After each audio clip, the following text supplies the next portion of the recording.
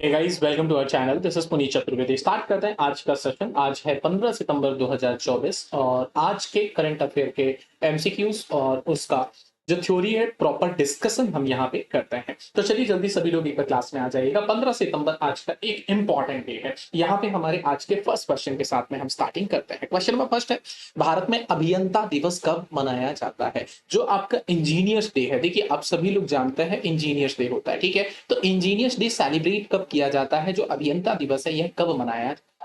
चार विकल्प हैं, 14 सितंबर, 15 सितंबर, 4 मार्च और 17 सितंबर। सबसे पहले मैं 17 सितंबर की अगर बात करूं तो 17 सितंबर आप सभी को पता है कि मोदी जी का यहाँ पर क्या होता है, बर्थडे होता है, ठीक है। क्या है ये? मोदी जी की बर्थ एनिवर्सरी है। 14 सितंबर को क्या होता है? तो 14 सितंबर को आयोजित हुआ था कौन सा दिवस? आपका हिंदी दिवस का आयोजन किया गया था। 15 सितंबर की बात करें तो 15 सितंबर को भारत में अभियंता दिवस या इंजीनियर्स डे मनाया जाता है। 4 मार्च की बात करें, ये भी याद रखना, वर्ल्ड इंजीनियर्स डे मनाया जाता है। क्या मनाया जाता है? वर्ल्ड इंजीनियर्स डे, यानी कि विश्व अभियंता दिवस मनाया जाता है। कब? 4 मार्च को मनाया जाता है। तो इस तरीके से आपको चारों ऑप्शंस यहाँ पे याद रखने हैं। 15 सितंबर को भारत में अभियंता दिवस मनाया जाता है और वो भी अगर मैं बात करूं किसकी याद में मनाया जाता है, तो ये भारत के एक बहुत प्रसिद्ध, बहुत ही ज्यादा प्रसिद्ध एम विश्वेश्वरैया। क्या नाम था? एम विश्वेश्वरैया, ठीक है। बड़े इंजीनियर रहे हैं। मोक्ष गुंडम विश्वेश्वरैया के नाम से आपको जाना जाता है ना। मोक्ष गुंडम विश्वेश्वरैया के नाम से जाना जाता है। आपको सर की उपाधि दी गई थी और आपके ही बर्थडे को यहाँ पर इंजीनियर्स डे के रूप में सेलिब्रेट किया जाता है, ठीक है। आपका पहली बार जो है अगर देखा जाए इंजीनियर्स डे 1968 में सेलिब्रेट किया गया था। 1962 में एम विश्वेश्वरैया सर के निधन के बाद उनकी विरासत को आगे ले जाने और उनके योगदान को सम्मान में, उनके योगदान के सम्मान में 15 सितंबर को इंजीनियर्स डे सेलिब्रेट किया जाने लगा। एक और चीज याद रखिएगा, है ना, भारत के वो महान इंजीनियर हैं जिन्हें भारत रत्न से भी सम्मानित किया गया था। 15 सितंबर को ही 1861 में कर्नाटक में उनका जन्म हुआ था और उन्हें फादर ऑफ इंजीनियर्स भी कहा जाता है। क्या कहा जाता है? फादर ऑफ इंजीनियर्स भी कहा जाता है। इंपॉर्टेंट है, याद रखेंगे, ठीक है।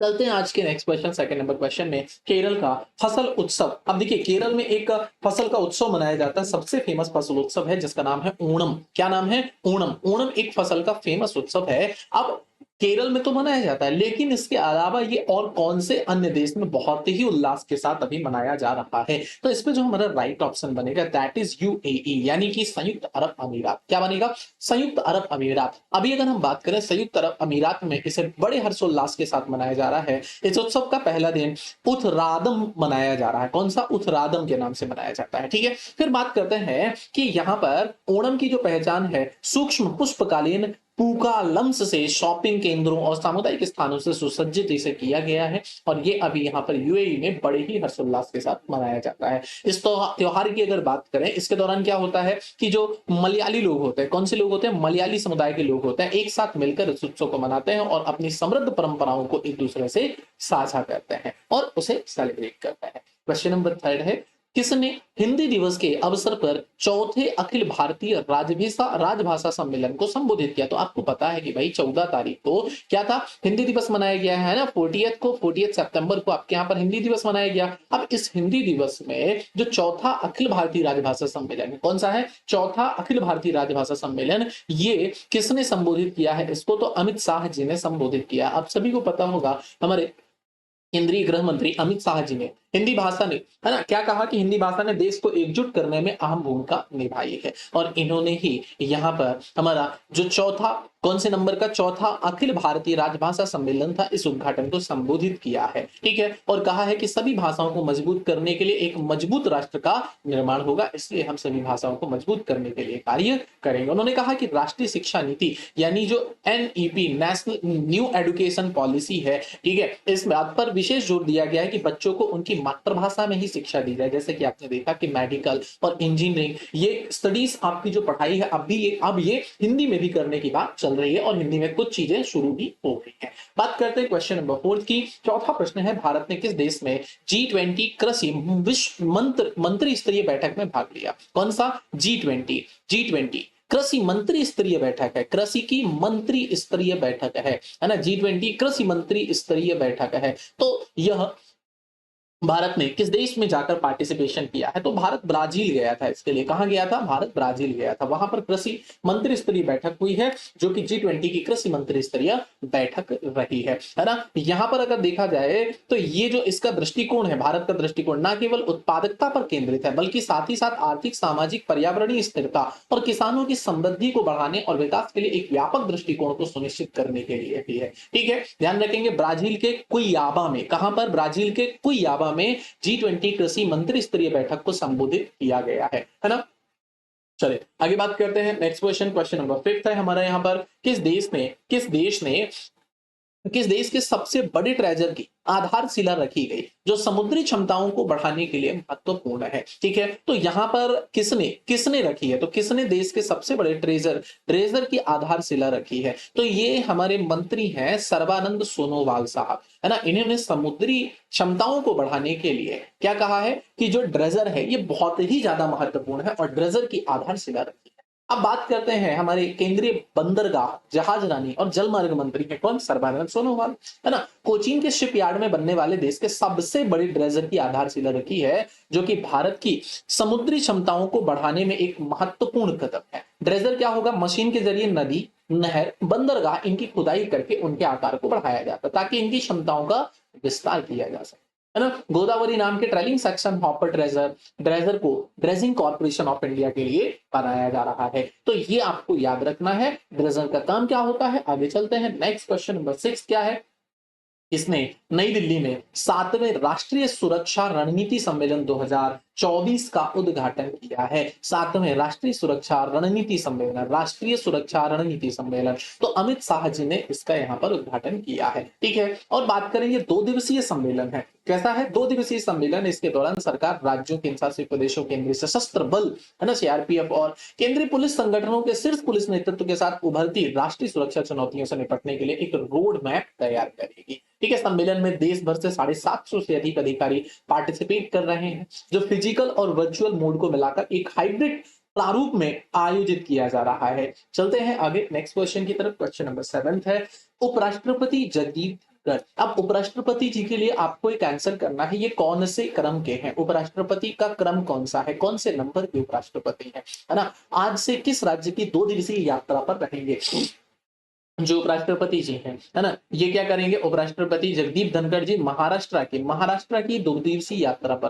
कहा कि महाराष्ट्र की 2 दिवसीय यात्रा पर रहेंगे। याद रखेंगे महाराष्ट्र की 2 दिवसीय यात्रा के लिए अभी आप गए हुए हैं, है ना। और नागपुर में रामदेव बाबा विश्वविद्यालय में डिजिटल टॉवर का भी उद्घाटन करने वाले हैं। क्वेश्चन नंबर 8 है, किस राज्य में करम त्योहार, कौन सा त्योहार? करम त्योहार धार्मिक उत्साह और हर्षोल्लास के साथ मनाया जा रहा है। कौन सा त्योहार? करम त्योहार। तो करम त्योहार मनाया जा रहा है झारखंड।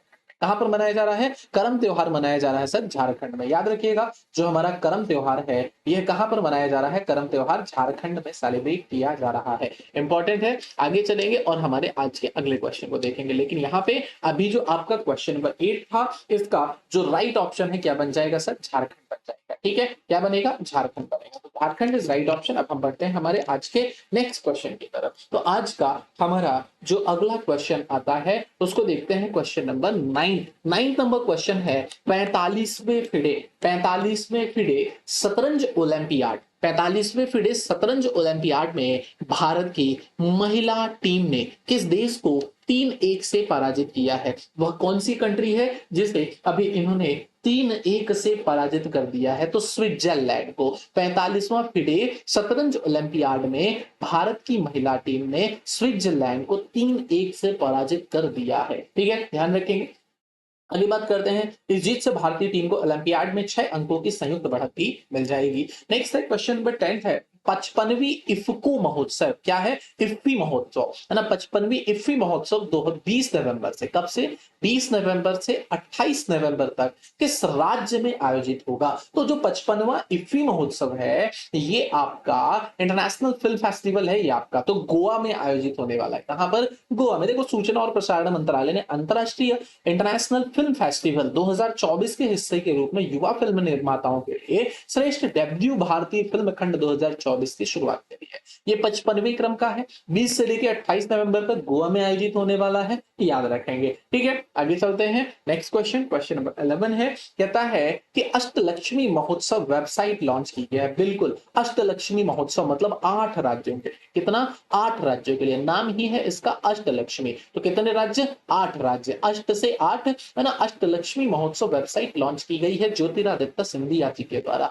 अब आपको बताना है ज्योतिरादित्य सिंधिया जी को कौन सा मंत्रालय मिला हुआ है। ठीक है, आगे बात करते हैं 6 से लेकर 8 दिसंबर तक। कब तक, 6 से लेकर 8 दिसंबर 2024 तक भारत मंडपम नई दिल्ली में अष्टलक्ष्मी महोत्सव आयोजित होगा। ये एक ऐतिहासिक उत्सव है। इसमें पूर्वोत्तर मतलब नॉर्थ ईस्ट के जो स्टेट्स हैं, लाइक नेफा हो गया, अरुणाचल प्रदेश हो गया, आसाम, मणिपुर, मेघालय, मिजोरम, नागालैंड, सिक्किम और त्रिपुरा से प्रेरणा लेता है ना, जिन्हें सामूहिक रूप से अष्टलक्ष्मी के रूप में जाना जाता है, जो समृद्धि के 8 रूपों का प्रतिनिधित्व करते हैं। क्वेश्चन नंबर 12 है, केंद्र सरकार ने पोर्ट ब्लेयर का नाम बदलकर क्या रखा है। तो देखिए, अभी यहाँ पर अलग अलग नाम अलग अलग जगह पे रखे गए हैं। लाइक अगर हम सबसे पहले यहाँ पर बात करते हैं कि जगह आइलैंड के जो अभी नाम चेंज हुए थे ना, तो वो आइलैंड के सारे है ना, आइलैंड के सारे नाम जो चेंज किए गए थे वही यहाँ पे मैंने आपके लिए बता दिए हैं। लाइक सबसे पहले अगर मैं यहाँ पे बात करता हूँ कि जो ये आपके सामने लिखा हुआ है, कौन सा, श्री विजयपुरम, क्या नाम है, श्री विजयपुरम। तो पोर्ट ब्लेयर का नाम बदलकर क्या कर दिया गया है, श्री विजयपुरम कर दिया गया है। ये बहुत इंपॉर्टेंट है, याद रखेंगे। क्या बोला मैंने, पोर्ट ब्लेयर का नाम बदलकर विजयपुरम कर दिया गया है। क्या कर दिया गया है, श्री विजयपुरम कर दिया गया है। पोर्ट ब्लेयर का नाम बदलकर श्री विजयपुरम कर दिया गया है। वहीं पर नेताजी सुभाष चंद्र बोस द्वीप, नेताजी सुभाष चंद्र बोस द्वीप, इसका जो पुराना नाम था ये था क्या, रोस आइलैंड। क्या था सर, रोस आइलैंड रहा है। वहीं पर लिखा हुआ है आपका एक कौन सा द्वीप, स्वराज द्वीप, है ना। तो स्वराज द्वीप हैवलॉक आइलैंड, कौन सा था ये, हैवलॉक आइलैंड, याद रखेंगे। जो हैवलॉक आइलैंड था, हैवलॉक आइलैंड, इसका नाम बदलकर क्या किया गया है, तो हैवलॉक आइलैंड का ही नाम बदलकर यहाँ पर स्वराज द्वीप कर दिया गया है। ठीक है, फिर शहीद द्वीप की बात करते हैं। तो जो शहीद द्वीप है ना, शहीद द्वीप है, तो नील आइलैंड जो था इसको शहीद द्वीप नाम किया गया है। क्या था, नील आइलैंड इसका नाम था, नील आइलैंड को शहीद द्वीप किया गया है। सुभाष चंद्र बोस, तो ध्यान रखना कि रोज को सुभाष चंद्र बोस, तो रोज सुभाष, सा से सा, इधर याद रख लेना, हैवलॉक स्वराज, हैवलॉक स्वराज, और नील से नीला शहीद, है ना, नीला शहीद ऐसे याद रखिएगा। और विजयपुरम पोर्ट ब्लेयर का, अब देखिए पोर्ट ब्लेयर के बारे में बात करें, अंडमान और निकोबार द्वीप समूह में 836 आइलैंड शामिल है, जिसके 213, जिनमें 213 बसे हुए हैं अभी, है ना। बसे हुए कितने हैं, 213 में बसे हुए हैं, बाकी में बसा हुआ नहीं है। ये इंडियन ओशियन में है, बड़ी बात है, हिंद महासागर में। इसमें 2 द्वीप शामिल है, एक अंडमान द्वीप समूह और एक निकोबार द्वीप समूह। अब एक और बात आती है कि अंडमान और निकोबार को एक चैनल अलग करता है, that is 10 degree north latitude, यानी 10 डिग्री उत्तरी अक्षांश अंडमान द्वीप समूह को निकोबार द्वीप समूह से अलग करता है। ठीक है, अंडमान द्वीप समूह का कुल क्षेत्रफल 6408 किलोमीटर है, जबकि निकोबार का जो एरिया है 1841 किलोमीटर स्क्वायर है, याद रखेंगे। ठीक है, 1956 में इसे केंद्र शासित प्रदेश बनाया गया था, 1956 में जब राज्य पुनर्गठन आया। ठीक है, अभी उपराज्यपाल है यहाँ देवेंद्र कुमार जोशी, और राजधानी है श्री विजयापुरम, यानी पोर्ट ब्लेयर यानी विजयापुरम। ध्यान दीजिएगा, इसके पहले मोदी जी ने 23 जनवरी 2023 को, है ना, नेताजी की 126वीं बर्थ एनिवर्सरी पर अंडमान निकोबार आइलैंड को 21 द्वीपों का नाम परमवीर चक्र विजेताओं के नाम पर रखने का फैसला किया था ना। जो 21 द्वीप है उनका नाम जिन जिन लोगों ने परमवीर चक्र जीता था उनके नाम पर करने का भी फैसला लिया था। लेकिन अभी यहाँ पर क्या हुआ है, तो एक परिवर्तन हुआ है कि पोर्ट ब्लेयर का नाम बदलकर श्री विजयपुरम कर दिया गया। क्वेश्चन नंबर 13 पे आते हैं, इंडस एक्स शिखर सम्मेलन का तीसरा संस्करण क्या है, इंडस एक्स शिखर सम्मेलन का तीसरा संस्करण कहां पर संपन्न हुआ है। ये आपका हुआ है यूएसए में, कहां पर, अमेरिका में इसका आयोजन किया गया है। भारत और संयुक्त राज्य अमेरिका, ध्यान रखेंगे, भारत एंड यूएसए के बीच में संयुक्त रक्षा नवाचार इकोसिस्टम के विकास में प्रगति का प्रतीक है ये। और 9 से लेकर 10 सितंबर 24 को US India strategic partnership forum और स्टैनफोर्ड यूनिवर्सिटी के द्वारा संयुक्त रूप से इसे आयोजित किया गया। ये एक शिखर सम्मेलन का ऐतिहासिक कार्यक्रम रहा। क्वेश्चन नंबर 14 पे आते हैं, किस वैक्सीन के लिए समझौते पर भारत इम्यूनोलॉजिकल्स और आईसीएमआर, क्या है, आईसीएमआर के बीच में हस्ताक्षर हुए हैं। क्या है, तो यहां पर आपका इंडियन इम्यूनोलॉजिकल इम्यूनोलॉजिकल और आईसीएमआर के बीच में हस्ताक्षर हुए। तो ये जायका को लेकर हस्ताक्षर हुए। कौन सी वैक्सीन? जायका वैक्सीन को लेकर यहां पर हस्ताक्षर किए गए हैं। ठीक है, ध्यान रखेंगे, है ना। अब देखिए हम बात करते हैं यहाँ पर आईसीएमआर समझौते के चरण 1 क्लिनिकल परीक्षण की लागतों का वित्त पोषण करेगा, जिसमें क्लिनिकल परीक्षण के संचालन, जांच, निगरानी संबंधित सभी लागतें इसमें आईसीएमआर की तरफ से। आईसीएमआर ने गुरुवार को विज्ञप्ति में कहा कि परीक्षण भारत में आईसीएमआर नेटवर्क साइटों पर ही आयोजित किया जाएगा।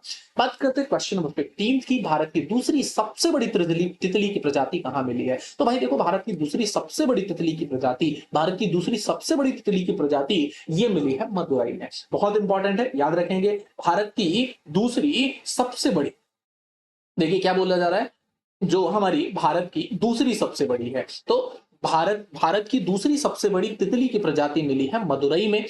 और अगर अभी हम बात करें इसके बारे में कि जो पहली तितली की सबसे बड़ी प्रजाति है वो कहां पर मिली है, तो ये आपको कमेंट करके बताना है कि भारत की पहली सबसे बड़ी तितली की प्रजाति कहां पर मिली है ना। तितली प्रजाति कहां पर मिली है। चलिए अब इसके बारे में थोड़ी बहुत चीजें और देख लेते हैं हम यहाँ पर कि जो नेक्स्ट भारत की सबसे बड़ी तितली प्रजाति के रूप में जाना जाता था कौन सा? 190 एमएम पंख फैलाव वाली जो तितली थी, है ना। 1932 से लेकर 2020 तक भारत की सबसे बड़ी तितली प्रजाति के रूप में जाना जाता था। ब्रिटिश सैन्य अधिकारी lepidopterist British brigadier William Harry Evans द्वारा 194 मिलीमीटर के पंख फैलाव वाली गोल्डन बर्डविंग नामक तितली प्रजाति दर्ज किए जाने के बाद दूसरे स्थान पर आ गई है ना। चलिए आगे क्वेश्चन नंबर 16 पे आते हैं। 16 नंबर, किस आईआईटी ने हेल्थ केयर में एआई के लिए डिजिटल सार्वजनिक वस्तुओं के विकास के लिए राष्ट्रीय स्वास्थ्य प्राधिकरण एनएचए के साथ समझौते ज्ञापन पर हस्ताक्षर किए हैं? तो ये किया है किसने? आईआईटी कानपुर में हस्ताक्षर करे है। किसने? आईआईटी कानपुर ने इसके लिए हस्ताक्षर करा है। ठीक है, क्वेश्चन नंबर 17 है, कौन सा शहर 1 से लेकर 5 अक्टूबर तक, कब तक? 1 से 5 अक्टूबर तक 2024 में ईरानी कप की मेजबानी करेगा? वाह, तो ईरानी कप की तो भैया लखनऊ करने वाला है। कौन करने वाला? ईरानी कप की मेजबानी लखनऊ करने वाला है ना। 1 से 5 अक्टूबर तक मुंबई में होना था, लेकिन बाद में उसको ट्रांसफर कर दिया गया, कहां के लिए? लखनऊ के लिए, है ना। ये मैच मौजूदा रणजी ट्रॉफी विजेता मुंबई और राष्ट्रीय चयन समिति द्वारा चयनित शेष भारत टीम के बीच में खेला जाएगा। यूपी क्रिकेट एसोसिएशन के कई अधिकारियों ने बुधवार को पुष्टि की कि वे ईरानी कप खेल की मेजबानी करेंगे, जो लखनऊ भारत रत्न अटल बिहारी वाजपेयी एकाना क्रिकेट स्टेडियम में खेला जाएगा। ये स्टेडियम का भी नाम यहाँ पर लिख दिया गया है। आज के हमारे क्वेश्चन 15 सितंबर के यहीं पर समाप्त होते हैं। क्लास आपको कैसे लगी कमेंट पे जरूर बताइएगा, और अगर अच्छी लग रही तो एक बार चैनल को सब्सक्राइब करना और सेशन को लाइक करना प्लीज मत भूलना। आप लोगों के लिए बहुत सारे यहाँ पे current questions, daily current question सब कुछ लेके आता हूँ, और फिर इसके बाद में मंथली करंट अफेयर का भी पूरा 1 मंथ का करंट अफेयर भी लेकर आऊंगा।